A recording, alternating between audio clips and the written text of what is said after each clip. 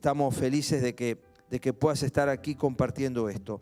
Pero quiero compartirte 3 gigantes que tenemos en nuestra vida.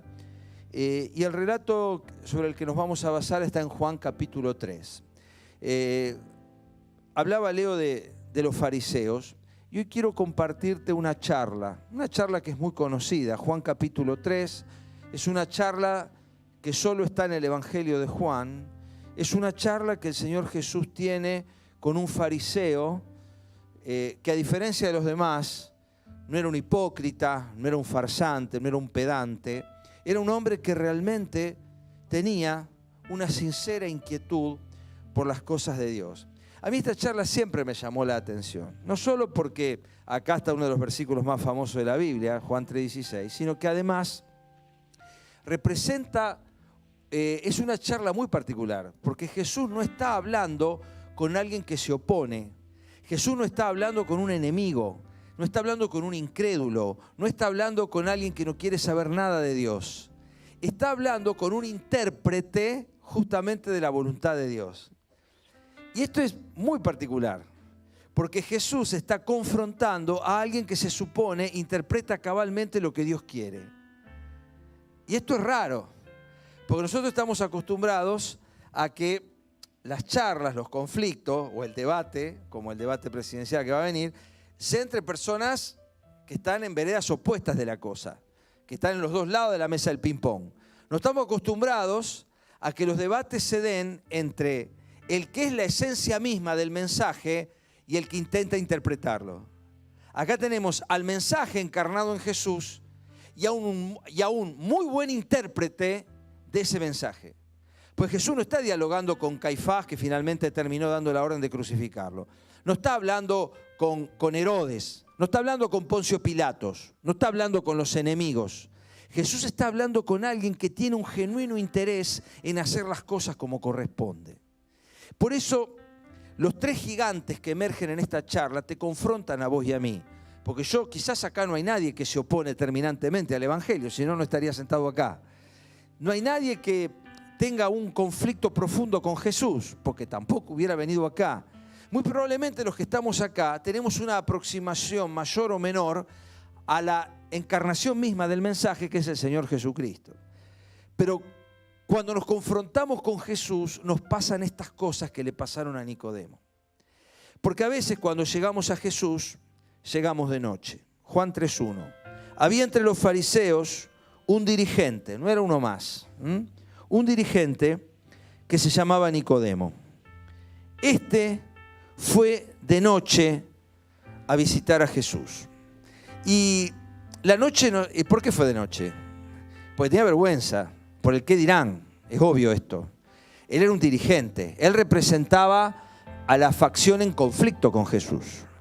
Si bien Jesús no vino a contradecir el nudo de lo que los fariseos creían, definitivamente Jesús vino a contradecir las formas con que los fariseos y otros habían deformado la centralidad del mensaje. Nunca hay que olvidarse que a Jesús no lo crucificaron los judíos, no lo crucificaron los romanos, sino que lo crucificó la religión. Eso es importante entenderlo, porque a Jesús lo crucifica la religión. Es más, el sistema político imperante no quería crucificar a Jesús. Pilato no quería crucificar a Jesús. Obviamente el sentido teológico de la crucifixión de Cristo es que Jesús muere por mis pecados. Esa es la razón que vino desde el cielo. La razón celestial por la muerte de Cristo no son ni los romanos, ni los judíos, ni los fariseos, ni nadie. Somos vos y yo. Nosotros somos los que crucificamos a Cristo, porque dice la Biblia que Él murió por nuestros pecados. O sea que la razón central de la muerte de Cristo no es una razón política, no es una razón religiosa. Pero técnicamente, el instrumento, la herramienta a través de la cual Jesús fue crucificado es la herramienta de la religión. Porque fue Caifás, Juan capítulo 11, que dijo: nos conviene que uno muera por el pueblo y no que toda la nación perezca. Fue una nación política, una decisión política. La muerte de Cristo fue una decisión política, nos conviene, una decisión de conveniencia. Después lo leen en Juan capítulo 11. Tal alboroto generó la resurrección de Lázaro que nos dijeron: mira, acá se viene el agua, se complica la cosa, perdemos el poder, no es de ahora el problema con el poder, pero no voy a hablar de eso. No es de ahora el problema con el poder, es de siempre. Entonces el problema de la pérdida de poder y de la pérdida de influencia es lo que determina la crucifixión de Cristo. Nicodemo estaba en el equipo de liderazgo, pero no era como ellos. Entonces va de noche por el qué dirán. Y acá empieza el primero de los gigantes. Son 3 los que aparecen acá. Rabí, que quiere decir maestro en hebreo, le dijo: sabemos que eres un maestro que ha venido de parte de Dios, porque nadie puede hacer las señales que tú haces si Dios no estuviera con él. Rabí, sabemos que eres un maestro que ha venido de parte de Dios, porque nadie puede hacer las señales que tú haces si Dios no estuviera con él. Entonces, si sabes eso, ¿por qué venís de noche? A ver, ¿cómo es la cosa? Tenemos un problema, porque Nicodemo le dice lo que él sabía, lo que él creía saber. ¿Por qué habla en plural? ¿Quiénes sabemos? ¿Por qué él no dice yo sé? ¿A quién está representando? ¿Por qué él habla en plural? Porque en el fondo ellos sabían. En el fondo sabían que Jesús había venido de Dios. Sabemos que has venido de Dios. Entonces, si viniste de parte de Dios, ¿por qué tenemos tantos problemas en aceptar lo que decís? Fíjense la incongruencia que hay en las propias palabras de este hombre. Él dice la frase políticamente correcta. Sabemos que sos rabí. Primero le dice rabí, maestro. Después le dice, sabemos que viniste de Dios como maestro, porque estas señales que vos estás haciendo no la podría hacer nadie si Dios no estuviera con él. Esta es la voz de la experiencia. Es el primero de los gigantes. Porque la experiencia, lo que está atrás en tu historia, los ítems de tu currículum y del mío, son los primeros que te impiden reconocer lo nuevo que Dios quiere hacer en tu vida y en la mía. Entonces, ¿qué aparece en tu historia? ¿Qué es lo que hemos aprendido? ¿Qué hay en nuestra mente, en nuestra historia, que nos impide tomar lo nuevo? Nicodemo tenía un gran conflicto entre lo que él sabía y lo que estaba viendo. Y cuando Dios aparece de manera disruptiva en tu vida, muy probablemente vas a encontrar este primer gigante. Pero esto no era así. A mí no me lo enseñaron así.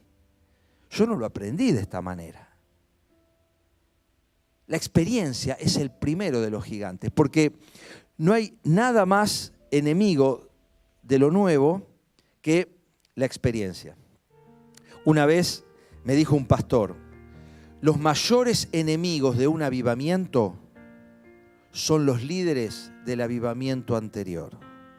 Los mayores enemigos de un avivamiento son los líderes del avivamiento anterior.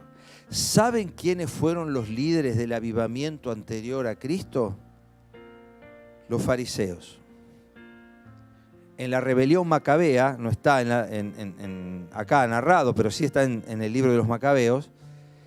Ante la invasión griega, los líderes que resistieron espiritualmente fueron los fariseos. Fariseo viene de la palabra purisim, que significa pureza.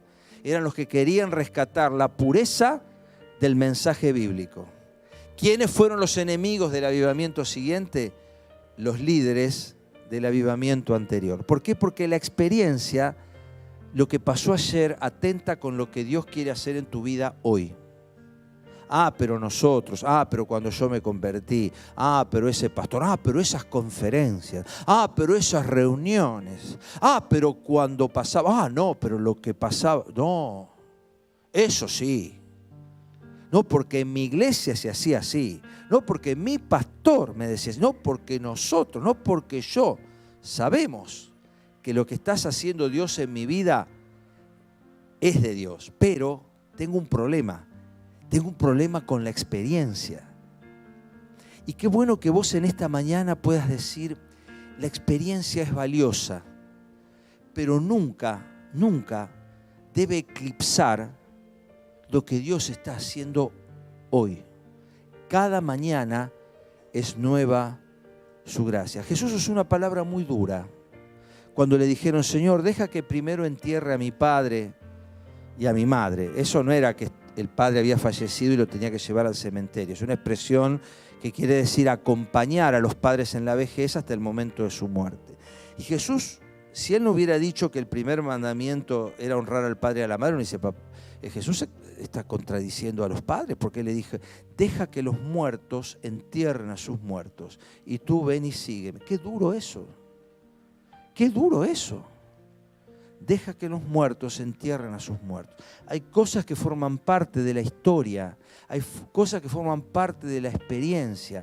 Y lo que pasó hasta ayer, lo que Dios hizo ayer en tu vida, es el principal enemigo de lo que Dios quiere hacer hoy en tu vida. Por eso tantos de nosotros quedamos anclados. Hay muchas personas que tienen un testimonio de vida muy fuerte por lo que Dios cambió en sus vidas. Pero ese testimonio es tan fuerte que lo mejor de Dios para ellos siempre está en el pasado. Pero Dios me sacó de las drogas. Pero yo era un abusador.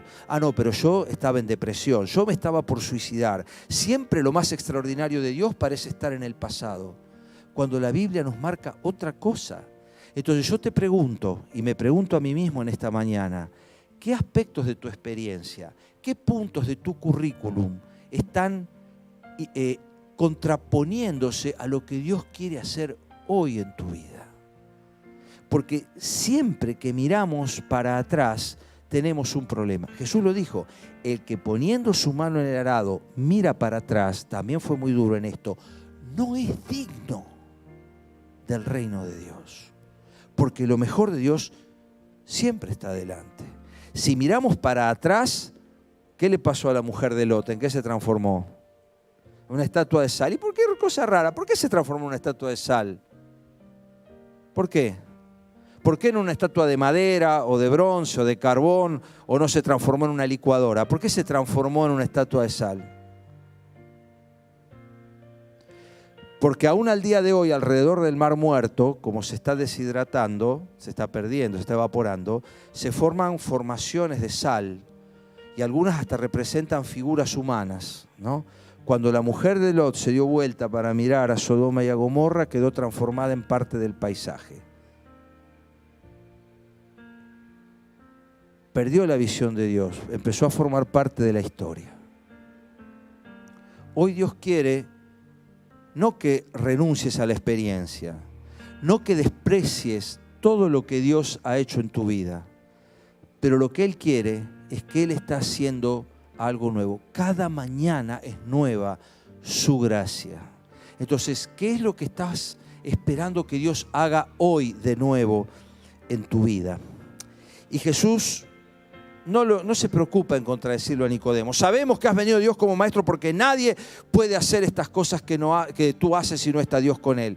¿Y qué le dice Jesús? Nicodemo, el que no nace de nuevo no puede ver el reino de Dios. Lo primero que tenés que pensar es que hay que nacer de nuevo. Yo no sé si todos acá hemos entendido que el camino uno, lo primero y principal para que Dios pueda hacer algo en tu vida es entrar por la puerta que Dios dejó abierta. Jesús dijo, yo soy la puerta. El que por mí entra encontrará un montón de cosas. Es una puerta angosta, pero entra y pasa y encuentra. A Dios se llega a través de Cristo. El que no nace de nuevo no puede ver el reino de Dios. Y esto como es a Nicodemo lo trastocó. Porque nacer de nuevo implica que hoy empieza un nuevo capítulo en mi vida. Hoy estoy arrancando de nuevo. Tenés que nacer de nuevo. Yo no sé si todos acá hemos entendido la necesidad de nacer de nuevo. Claro, ahí viene la segunda pregunta, ¿no? Porque claro, cuando le dice a Nicodemo, es necesario nacer de nuevo, versículo 4, dice, pero ¿cómo puede uno nacer de nuevo siendo ya viejo? Preguntó Nicodemo. ¿Acaso puede entrar por segunda vez en el vientre de la mamá y volver a nacer? Y acá Nicodemo pone en evidencia el segundo gigante. Porque si el primero de tus gigantes es la experiencia, el segundo de tus gigantes, y no es menor, es el razonamiento. Y no estamos en contra del razonamiento. La Biblia es racional. La Biblia dice que nuestro culto es un culto racional. Y muchas veces en la Biblia aparece, juzguen ustedes. Y Jesús muchísimas veces apeló al razonamiento. Piensen, ¿qué es esto? Mateo 23 y tantos otros pasajes. ¿Qué es esto? ¿Qué es más importante? Esto o lo otro. Si tu burro se cae en el pozo el día sábado, no lo vas a levantar, entonces ¿cómo no vas a sanar a alguien? Permanentemente Jesús pedía que razonaran. Esta es una tremenda diferencia con las sectas. Por eso nuestra fe no es sectaria. Las sectas te invitan a no pensar. Jesús te invita a pensar. Nosotros tenemos que pensar. El razonamiento espiritual es un aliado, pero puede transformarse en un terrible enemigo si yo permito que la lógica humana se interponga en lo que Dios quiere hacer, que siempre es disruptivo. A Dios le encanta, pero le encanta hacer lo que nosotros decimos que Él no puede hacer. Le encanta. Cuando nosotros decimos esto Dios no lo va a hacer, bueno, a Él le encanta porque a eso es lo que hace. Porque te demuestra que Él es todopoderoso, que Él tiene el control de los hilos. Y cuando nosotros decimos que eso no va a pasar o que eso no puede pasar, de golpe pasa. El problema no es el razonamiento en sí. El problema es el razonamiento mental, el razonamiento humano, el razonamiento frío, el razonamiento lógico. Dios no está en contra de la lógica. Al contrario, pero lo de Dios se superpone a nuestra lógica, invitándote a que pienses con herramientas sobrenaturales. Fíjate lo que le contesta Jesús. Yo te aseguro que quien no nazca del agua y del Espíritu no puede entrar en el reino de Dios. Lo que nace del cuerpo es cuerpo, lo que nace del Espíritu es espíritu. No te sorprendas que te dije, tenés que nacer de nuevo. El viento sopla por donde quiere y lo oyes silbar. Aunque ignoras de dónde viene y a dónde va, lo mismo pasa con el que nace del Espíritu. Lo que es de la carne es carne, lo que es humano, lo que es espiritual es espiritual. Nicodemo, tu problema no es el razonamiento, tu problema es que tu razonamiento es un razonamiento en el plano humano. Dios te invita a que tomes discernimiento espiritual, a que pienses con nuevas herramientas. Las herramientas que Dios te da no son las herramientas de la lógica humana. Dios te provee nuevas herramientas.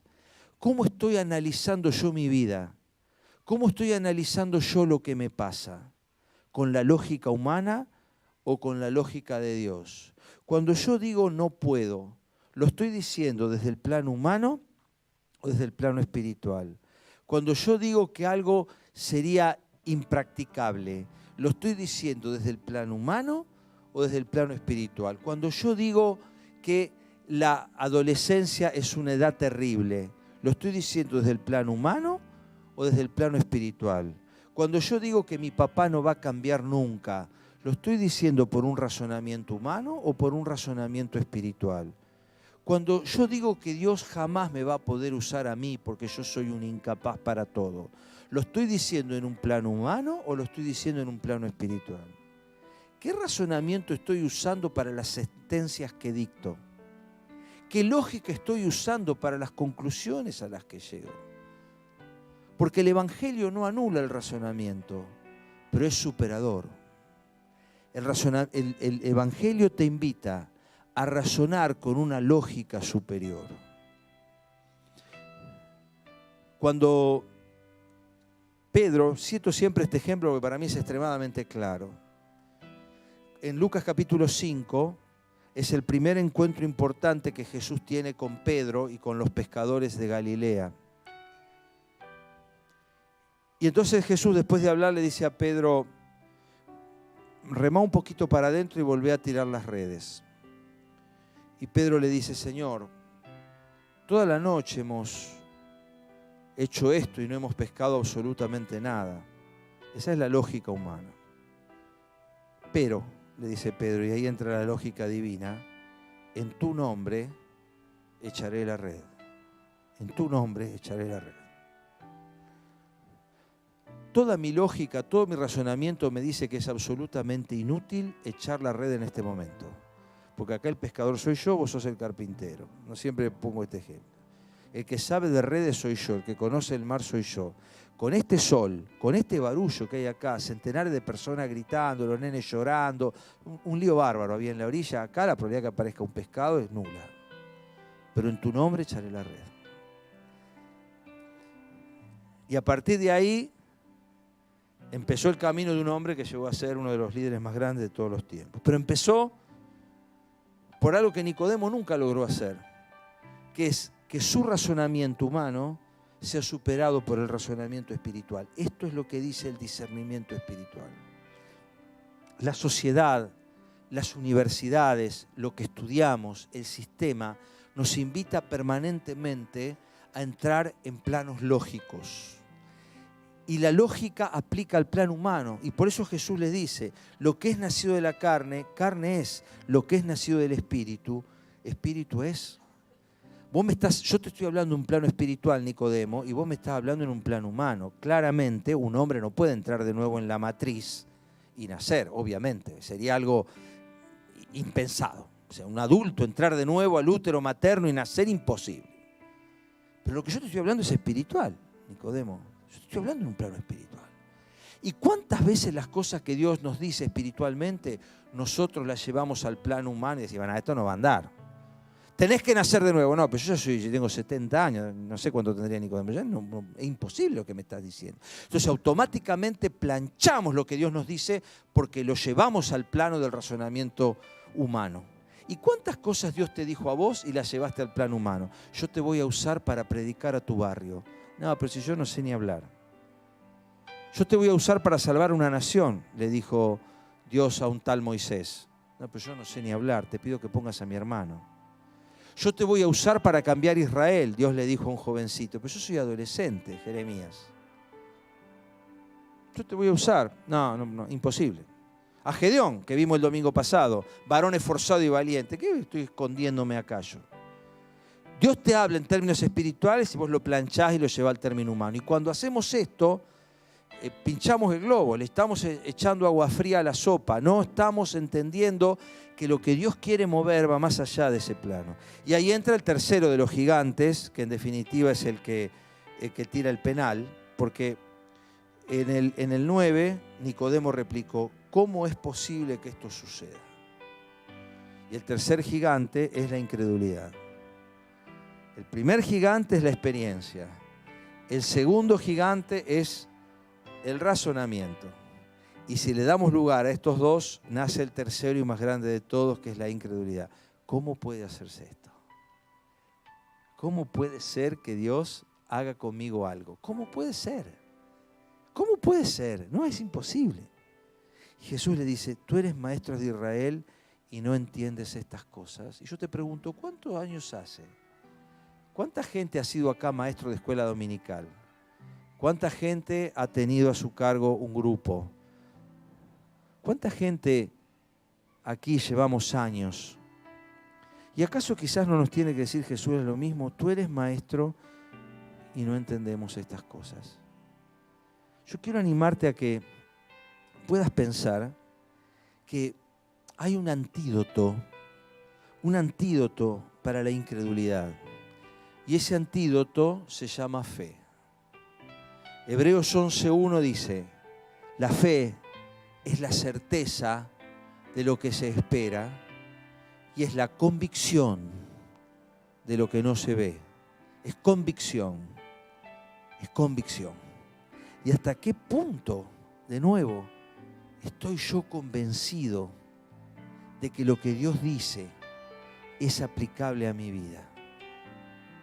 No te he dicho, Juan 11 de nuevo, no te he dicho, le dijo Jesús a una mujer con los ojos enrojecidos por las lágrimas, no te he dicho que si crees verás la gloria de Dios.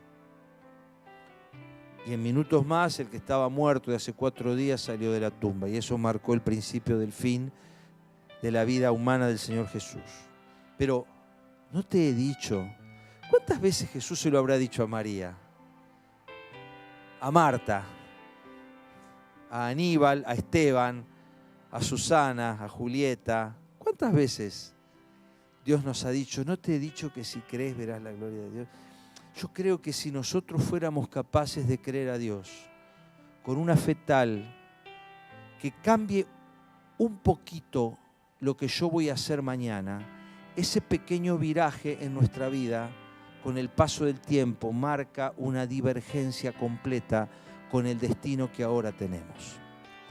Pero coincido que a mí, y quizás a vos también, te falta ese grano de mostaza de fe. Porque Jesús dijo, si tú tenés fe como un grano de mostaza, vas a mover montañas. Claro, es el principio del ángulo. Al principio del ángulo, en un ángulo, esto es matemática, al principio de un ángulo, las dos líneas están juntas. Se necesita que pase tiempo para que se observe la diferencia que separa las dos líneas. Por más que sea muy chiquitito ese ángulo. Un granito de mostaza de fe en esta mañana, poca diferencia va a marcar con el día de ayer.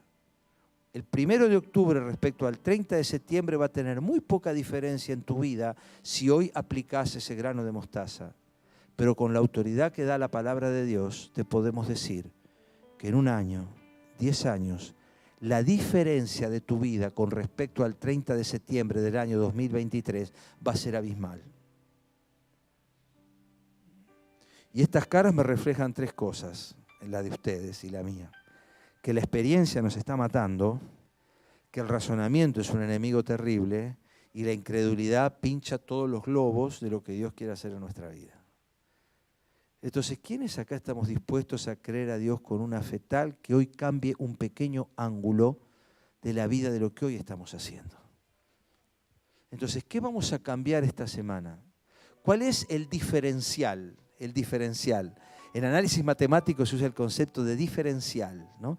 El diferencial es algo muy pequeñito con respecto a lo anterior, pero se estudia la proyección de ese pequeño diferencial, ¿no?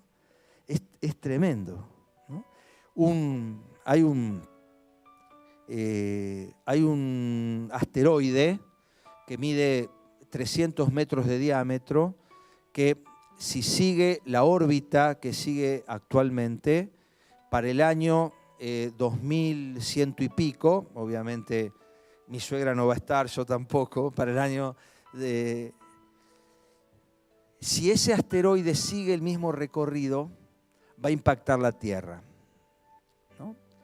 Hay una probabilidad en 2200 y pico de que ese asteroide choque con la Tierra. ¿Qué tenemos que hacer? ¿Hay que mandar una bomba atómica al asteroide? No, no hay que mandar una bomba atómica al asteroide. Habría que lograr que cambie 1 milímetro actualmente su trayectoria. 1 milímetro. El recorrido que falta para esos 100 y pico de años es suficiente para que pase a centenares de kilómetros de la Tierra. Solo haría falta que hoy se desvíe 1 milímetro. Un asteroide viajando por el espacio donde las cosas se miden en años luz. 1 milímetro cambiaría esa trayectoria.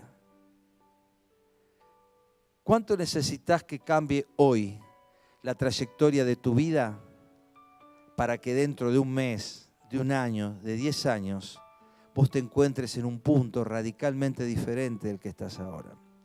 Claro, el problema es que muchas veces nosotros vivimos en el efecto café dolca, ¿eh? Queremos agregar el café al agua y que ya se transforme en café. Y eso no funciona así. Hay algo que Dios quiere hacer en tu vida y en la mía. Yo quiero animarte en esta mañana a que puedas dar ese pequeño paso de fe. ¿No te he dicho que si crees verás la gloria de Dios? Yo no sé cómo se fue Nicodemo esa noche. Realmente no lo sé. Pero sí sé que el Señor Jesús sembró en su corazón un desafío diferencial.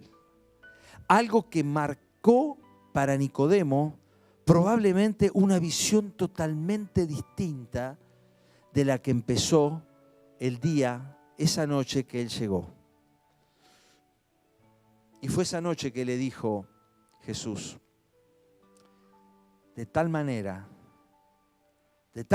amó Dios que ha dado, para que todo aquel que en Él cree no se pierda. Si nunca tomaste una decisión por el Señor Jesús, yo te invito a hacerlo en esta mañana. Que realmente creas en el Hijo de Dios como Salvador personal. Y si ya lo hiciste y lo hiciste hace mucho tiempo, ¿por qué no empezás en esta mañana a creer que Dios puede realmente poner un diferencial en tu vida? No puedo dejar el alcohol, quizás decís. ¿Con qué razonamiento lo estás haciendo eso? No puedo cambiar mi estilo de vida. ¿Desde qué plataforma lo estás diciendo eso? La experiencia, el razonamiento y la incredulidad son tres gigantes. ¿A cuál de ellos hoy pensás derribar con la pequeña piedra de tu onda? Este es el día. Hoy es el día. Hoy empieza octubre. Hoy empieza el último trimestre del año. Ayer le decía a Leo mientras estábamos acá, Leo, esta es la postal del encuentro de jóvenes del 30 de septiembre del año 2024. Y Leo dijo, amén. Trabajamos para esa postal. Vamos a empezar a trabajar para esa foto. Hay que trabajar para esa foto. Hay que creerlo. No va a ser de un sábado para el otro, pero sí va a ser. Si hoy cada joven de los que estaban anoche de nuestra congregación es capaz de creer que Dios lo puede usar para que a lo largo de un año, en un año, no en un día, no en una tarde, en un año, pueda arrimar a alguien para que pueda conocer a Cristo, esa postal va a ser realidad. Pero hay que creerla hoy, porque lo dijo Einstein, no Jesús. Si yo sigo haciendo las mismas cosas, no puedo esperar distintos resultados. Así que es hora que hoy digas, vamos a empezar algo distinto. No los grandes proyectos del 1 de enero, voy a escalar el Aconcagua. Vamos al diferencial, a ese pequeño granito de fe que va a cambiar tu destino mañana. Hoy es el día del granito de fe. Hoy es el día del granito de mostaza. Hoy es el día de decir, voy a empezar octubre con este pequeño diferencial. Y para ser prácticos, voy a empezar a orar 10 minutos por día. Quizás ese es tu pequeño diferencial. Voy a empezar a abrir la Biblia y voy a empezar a leer el Evangelio de Lucas, por poner un ejemplo. Ese es mi pequeño diferencial. Voy a empezar a orar por el vecino que no tolero. Ese es mi pequeño diferencial. Quizás empezar a rodear tu manzana con oración. Quizás ese es tu pequeño diferencial. ¿Cuál es tu pequeño diferencial? Yo sé cuál es el mío. Ayer le escribí a uno de los que están acá y le digo, quiero saber quién es tal persona porque entiendo que tenemos que empezar algo ahí. Yo sé cuál es mi pequeño diferencial a partir de anoche. ¿Cuál es el tuyo? ¿Cuál es el tuyo? Te invito a cerrar los ojos. Vamos a orar. Señor, yo quiero pedirte en esta mañana que nos ayudes a vencer estos gigantes con los que Nicodemo se encontró. Y también nos encontramos nosotros, Señor. ¿Cuántas veces la experiencia de lo pasado es enemiga de lo que Dios puede hacer hoy con nosotros? ¿Cuántos fracasos? ¿Cuántos tropiezos en el currículum de nuestra vida? ¿Cuántas veces intentar cambiar lo que parece que no se cambia? ¿Cuántas veces, Señor? Pero hoy nos enseñás que se puede nacer de nuevo y se puede ver el reino de Dios. Señor, ¿cuántas veces el razonamiento, la lógica, la deducción nos invita a esta hipótesis de fracaso en nuestra vida? Cuando vos nos invitás a creer, Señor, que hay otra dimensión, que hay un razonamiento espiritual. ¿Cuántas veces, Señor, la incredulidad? No, conmigo no va a pasar. ¿Cuántas veces la incredulidad, Señor, ha abortado extraordinarios propósitos en la vida de los seres humanos? ¿Cuántas veces? ¿A quién le creemos hoy? Mientras estás ahí orando, ¿a quién le creemos hoy? ¿Le vamos a creer a lo que nos pasó, a nuestro currículum? ¿Le vamos a creer a lo que nos dice nuestra lógica humana? ¿Le vamos a creer a nuestra incredulidad? ¿O vamos a ser capaces de creer?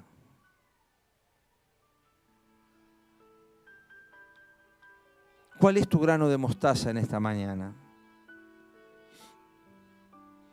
¿En qué va a ser diferente octubre a septiembre? ¿En qué va a ser diferente esta semana que la anterior? Es importante. Porque si siempre escuchamos las mismas cosas, pero no obramos en consecuencia, esto se transforma en incredulidad. Señor, yo quiero realmente pedirte en esta mañana que seamos capaces de creerte con una fe tal que cambie un ápice, que cambie un poco, Señor, nuestro estilo de vida, pero que ese poco, Señor, se transforme en algo permanente que nos lleve en definitiva al propósito que tú tienes para nosotros.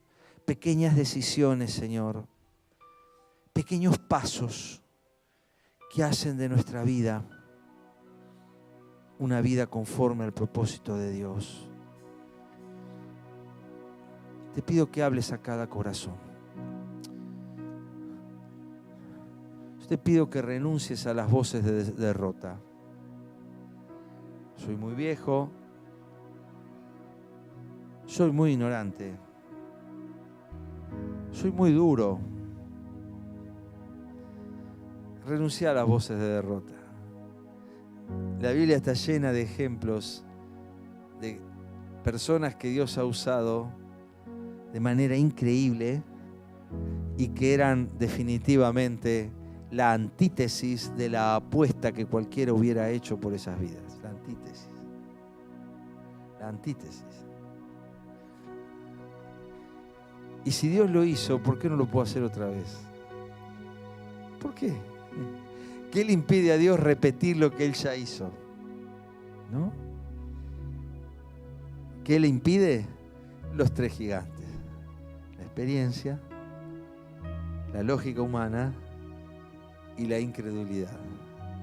El día que vos y yo nos decidamos a tomar la onda de David, la onda del poder de Dios, y disparemos esa piedra que le pegue entre ceja y ceja al gigante,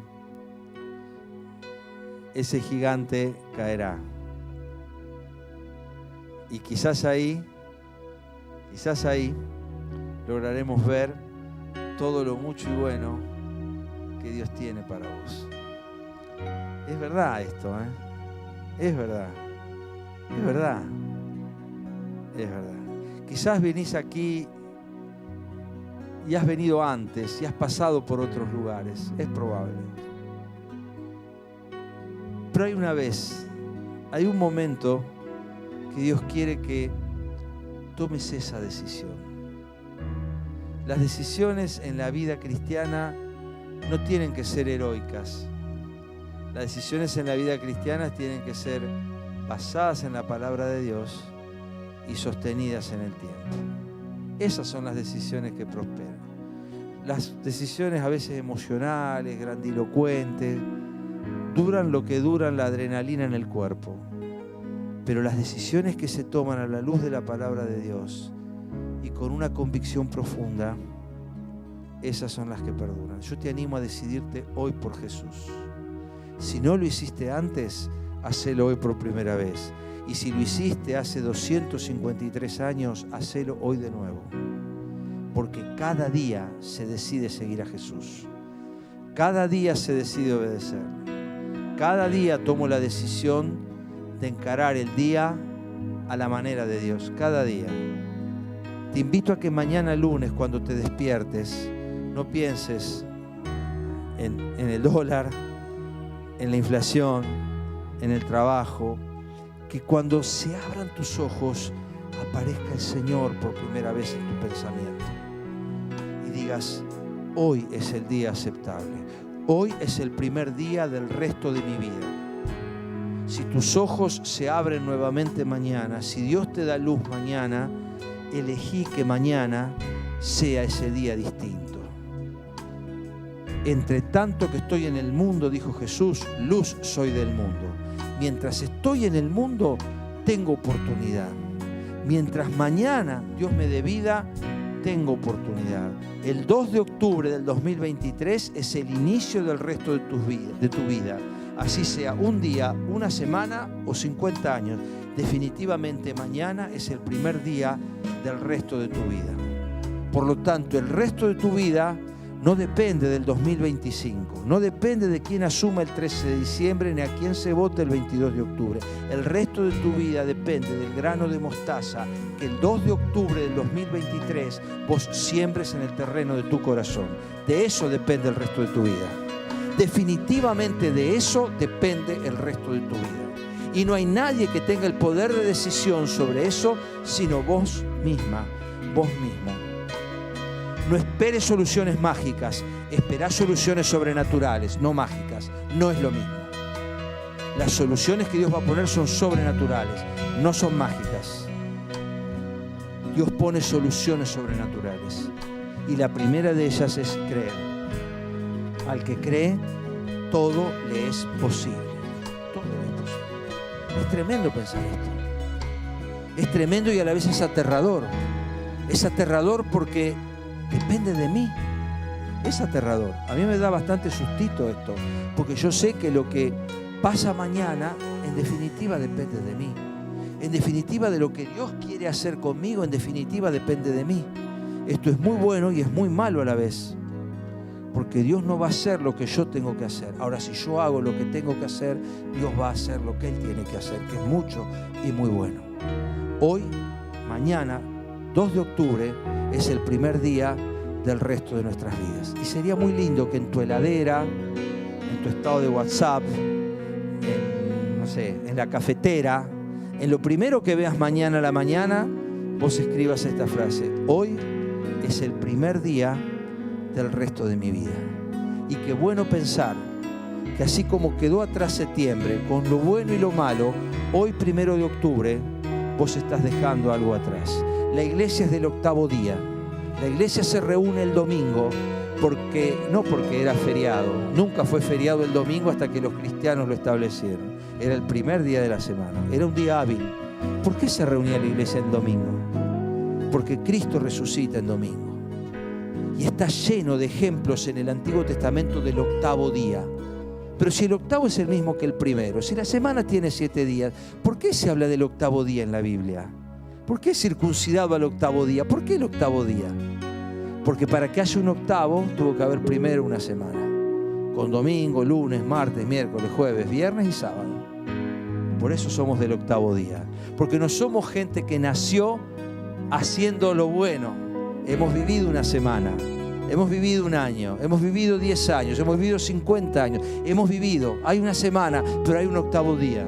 Y cada domingo que la iglesia se encuentra y cada nueva semana que empieza es una demostración de que Dios es un Dios del 8º día. Que no importa lo que pasaron los 7 días anteriores, Dios honra el 8º día. Dios bendice en el 8º día. Dios tiene para vos un nuevo comienzo, porque 8º día es nuevos comienzos. Nuevos comienzos. 8º día. El que no nace de nuevo. Y quizás vos naciste de nuevo en Cristo.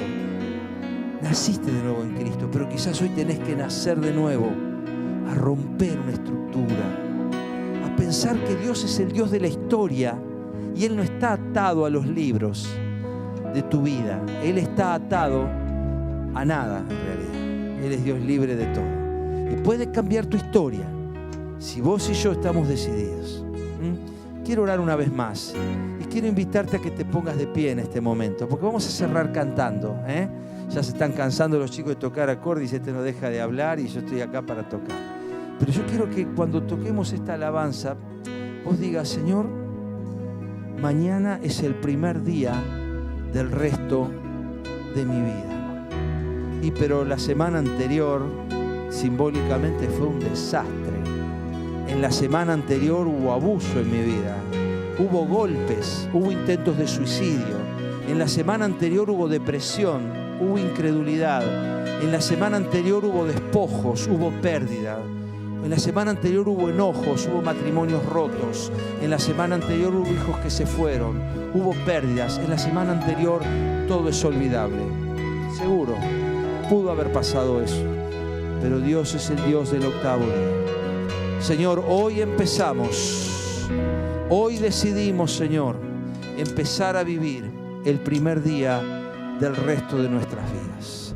Hoy, Señor, sembramos ese grano de mostaza en en el corazón. Y va a pasar tiempo y quizás ese grano va a seguir siendo un pequeño grano, pero si lo regamos se va a transformar, como dijo Jesús, en la más grande de todas las hortalizas. Vamos a sembrar, vamos a poner nuestro grano de mostaza. Dejemos que Dios dé el crecimiento, dejemos que Dios riegue, pero pongamos vos y yo nuestro grano de mostaza. Vamos a hacerlo. ¿Cuál es tu grano de mostaza? ¿Dónde vas a escribir mañana? Este es el primer día del resto de nuestras vidas. ¿Qué va a hacer mañana?